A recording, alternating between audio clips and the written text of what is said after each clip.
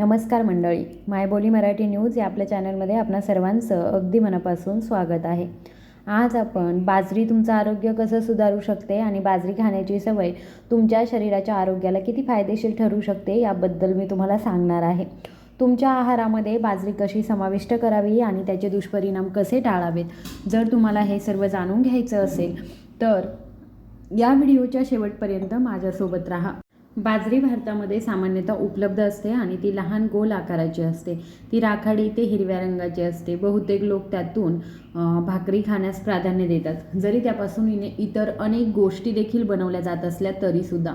आणि उत्तर भारतामध्ये खूप सामान्यपणे भाकरी खाल्ली जाते. उन्हाळ्यामध्ये आणि हिवाळ्यामध्ये ही तयार केली जाते, किंवा आपण असं म्हणू शकतो की वर्षभर ही तयार होते आणि चांगली खाल्लीसुद्धा जाते.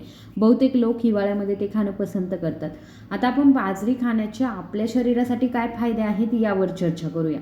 बाजरी पौष्टिकतेने परिपूर्ण आहे. त्यात खूप चांगले पोषण असतं. 100 ग्रॅम बाजरी 378 कॅलरीज प्रदान करते. कार्बोहायड्रेटचे प्रमाण देखील खूप चांगलं असतं. त्यातून तुम्हाला अंदाजे 70 ग्रॅम कार्बोहायड्रेट मिळतं. येथे तुम्हाला मिळणारे कार्बोहायड्रेट देखील खूप चांगले असतात.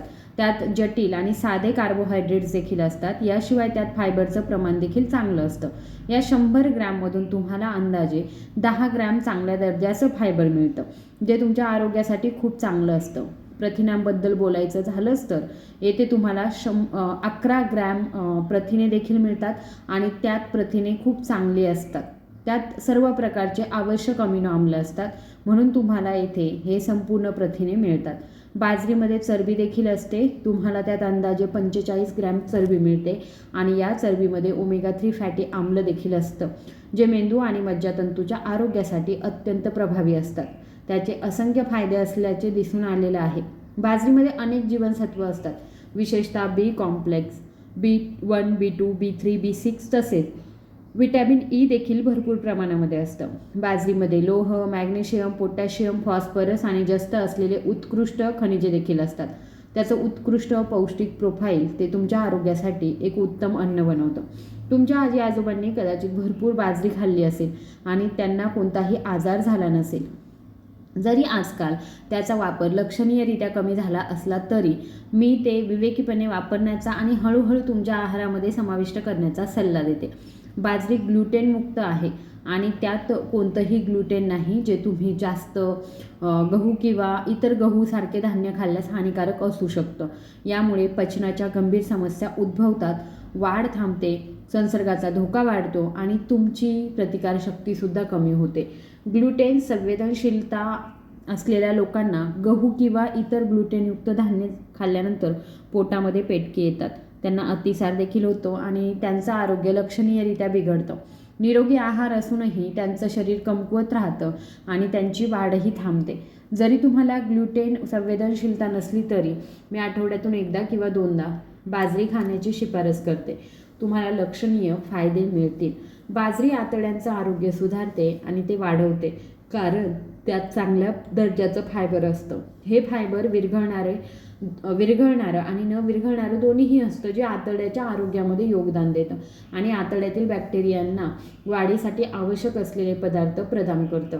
ते शरीरासाठी असे चांगले पदार्थ बनवतं जे आपलं शरीर चांगलं बनवतं. ते आपल्या आतड्यांमध्ये प्रीबायोटिक्ससारखे काम करतं, ज्यामुळे आपल्याला हा फायदा होतो. याशिवाय त्याचे फायबर आपल्या आतड्यांमध्ये देखील काम करतं आणि पाणी शोषून घेतं, जेणेकरून आपल्याला बद्धकोष्ठतेसारख्या समस्या येत नाहीत आणि आपले आतडे सहज स्वच्छ होत राहतात आणि त्यात कोणताही अडथळा येत नाही.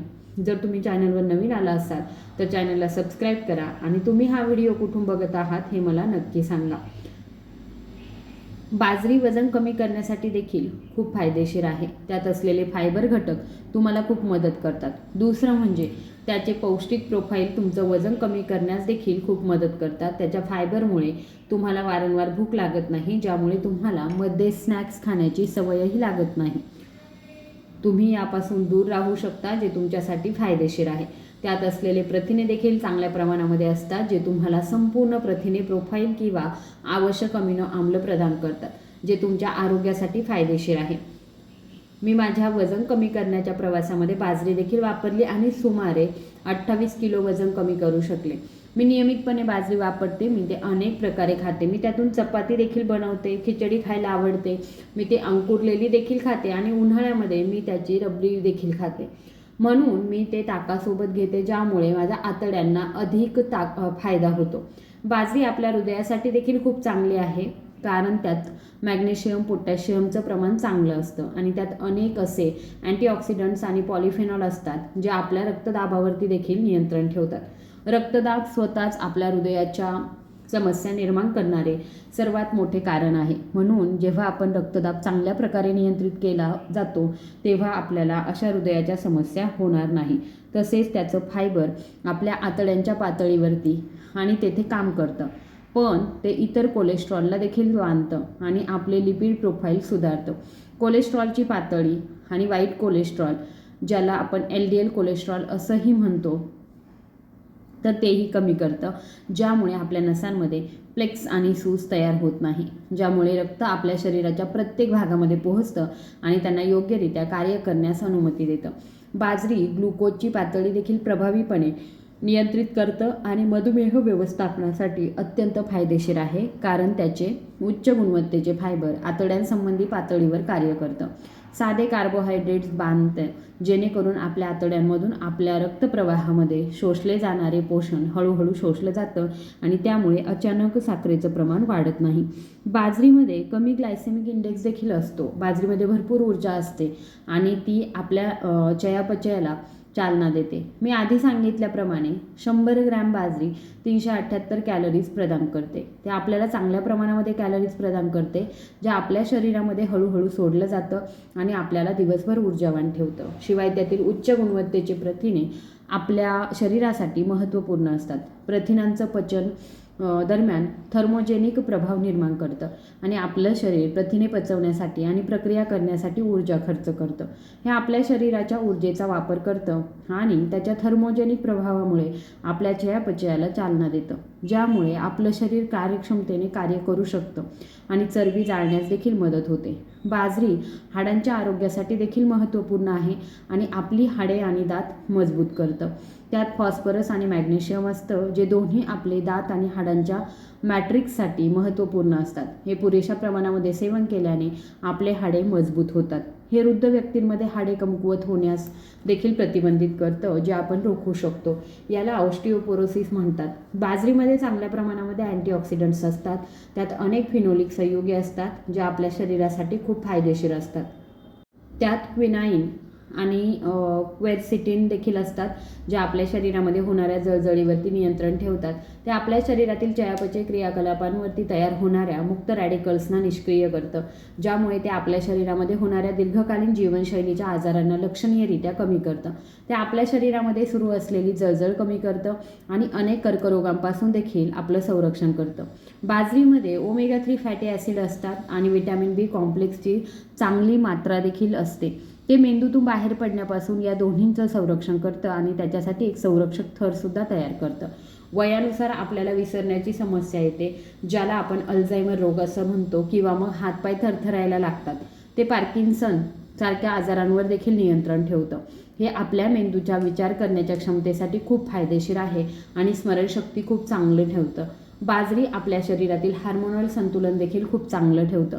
विशेषतः ज्या महिलांचं वजन जास्त आहे आणि ज्यांना अनियमित मासिक पाळी किंवा पॉलिसिस्टिक ओव्हेरियन रोग आहेत, त्यांच्या आहारातील बदलांमध्ये याचा वापर केला गेला आहे आणि अशा महिलांमध्ये याचा नियमित वापर केल्याने त्यांच्या मासिक पाळी नियमित होतात आणि त्यांना तोंड देत असलेल्या इतर हार्मोनल विकारांमध्ये देखील खूप फायदा होतो आणि महिलांमध्ये हार्मोन्स नियंत्रित करून ते गर्भवती होण्याची शक्यता देखील वाढवतं. तर आता तुम्ही बाजरी कशी वापरू शकता याबद्दल बोलूया. बहुतेक लोक भाकरी बनवून बाजरी खाणं पसंत करतात आणि त्याचा आनंद देखील घेतात. याशिवाय बाजरी इतर अनेक प्रकारे देखील वापरली जाऊ शकते. खिचडी देखील त्यापासून बनवली जाते आणि त्यापासून अनेक प्रकारचे दलिया देखील बनवले जातात. याशिवाय ते इतर अनेक प्रकारे देखील वापरली जाते. उन्हाळ्यातही याचा वापर केला जातो. विशेषतः बाजरीच्या पिठाला आंबवून रबरी बनवली जाते, जी तुमच्या आतड्यांच्या आरोग्यासाठी खूप चांगली असते. आजकाल तुम्हाला बाजरीचे तुकडे देखील मिळू शकतात. बाजरीला भाजून आणि फुगूनही खाल्लं जातं. जे लोक ते भाजून किंवा फुगून विकत घेत आहेत, विशेषतः बाजारातून किंवा पॅकेज केलेल्या स्वरूपामध्ये, ते कसं तयार केलं जातं ते पाहण्यासाठी कृपया फूड लेबल नक्की वाचा. तेल, साखर किंवा मसाले जोडलेले नाही, जेणेकरून तुम्ही ते योग्यरित्या वापरू शकाल. बाजरीला अंकुरलेले किंवा भिजवून देखील खाल्लं जातं, जे स्वतःमध्ये अत्यंत फायदेशीर आहे. आजकाल बरेच लोक बाजरीचा उपमा, बाजरीचे डोसे बनवतात आणि बाजरीचे ढोकळे खाणं देखील पसंत करतात. तुम्ही हे पदार्थ देखील बनवू शकता आणि त्यांचा आस्वाद घेऊ शकता. तुम्ही सूप आणि भाज्यांच्या सूपमध्ये बाजरीचं पीठ देखील वापरू शकता, तरीही ते स्टॉक म्हणून काम करेल आणि तुमचं सूप जाड आणि चविष्ट होईल, ज्यामुळे तुम्हाला तुमच्या सूपचे अधिक फायदे मिळतील. तर आता बाजरीच्या काही दुष्परिणामांबद्दल मी तुम्हाला सांगणार आहे. बहुतेक लोकांना बाजरी खूप आवडते आणि ते चांगल्या प्रकारे खाऊ शकतात, परंतु त्यामुळे काही लोकांमध्ये ॲलर्जी देखील होत असते. बाजरी खाल्ल्याने होणाऱ्या बहुतेक ॲलर्जीच्या प्रतिक्रिया अगदी सौम्य असतात, जसे की तुमच्या शरीरामध्ये कुठेतरी खाज सुटणं, ते खाल्ल्यानंतर तुम्हाला जुलाब होणं, पोटामध्ये पेटके येणं. काही लोकांना अशा समस्या येऊ शकतात, ज्यांनी यापूर्वी कधीही बाजरी खाल्ली नाही अशांसाठी. त्यांनाही अशा समस्या नक्कीच येऊ शकतात. खूप कमी लोकांमध्ये ते गंभीर प्रकारचं असतं, ज्यामध्ये त्यांना खूप समस्या येत असतात. त्यांना श्वास घेण्यास त्रास होत असतो, त्यांना पोटात खूप वेदना होऊ शकतात. अशा स्थितीमध्ये कृपया डॉक्टरांचा सल्ला घेतलेला बरा आणि स्वतःवर उपचार घेतलेले बरे, जेणेकरून तुम्ही लवकर बरे व्हाल आणि तुम्हाला पुढील कोणत्याही समस्यांना तोंड द्यावं लागणार नाही. ज्या लोकांनी नुकतेच बाजरी खाण्यास सुरुवात केली आहे आणि ते मोठ्या प्रमाणामध्ये खातात, तर त्यांना ही समस्या असू शकते. यामुळे अपचनसारख्या समस्या उद्भवू शकतात, कारण त्यात खूप चांगल्या प्रमाणामध्ये फायबर असतं. ज्या लोकांना आधी फायबर खाण्याची सवय नसते, जेव्हा इतकं फायबर अचानक त्यांच्या आतड्यांमध्ये जातं, तेव्हा ते अपचनसारख्या समस्या नक्कीच निर्माण करतं. म्हणून येथे देखील त्यांनी त्यांचं प्रमाण मर्यादित करावं. जर तुम्हाला अपचनसारखी समस्या असेल तर कृपया काही दिवसांसाठी ते वापरणं थांबवा आणि नंतर हळूहळू ते वापरा आणि हळूहळू त्याचा वापर वाढवा, तर तुम्हाला अशा समस्या येणार नाहीत.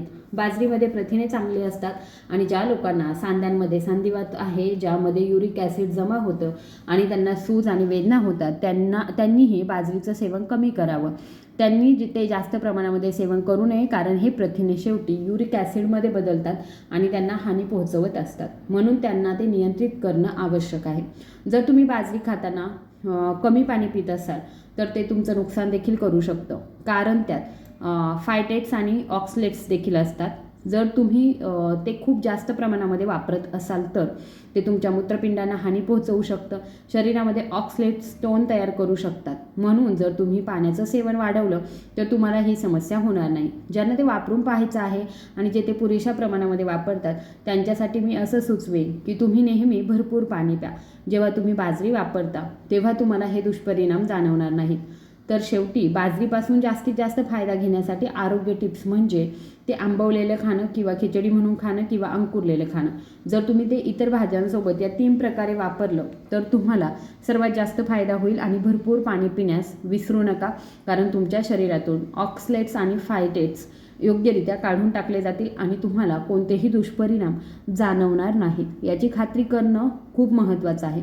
मला आशा आहे की ही सर्व माहिती मिळाल्यानंतर मी तुम्हाला सांगितल्याप्रमाणे तुम्ही आजपासून स्वतःसाठी आणि तुमच्या कुटुंबासाठी बाजरीचा वापर सुरू कराल, जेणेकरून तुमचं आरोग्य सुधारेल. मला आशा आहे की तुम्हाला या प्रकारचे व्हिडिओ आवडत असतील. जर तुम्हाला माझे व्हिडिओज आवडत असतील तर कृपया आपल्या मायबोली मराठी न्यूज या चॅनलला सबस्क्राईब करायला विसरू नका. धन्यवाद.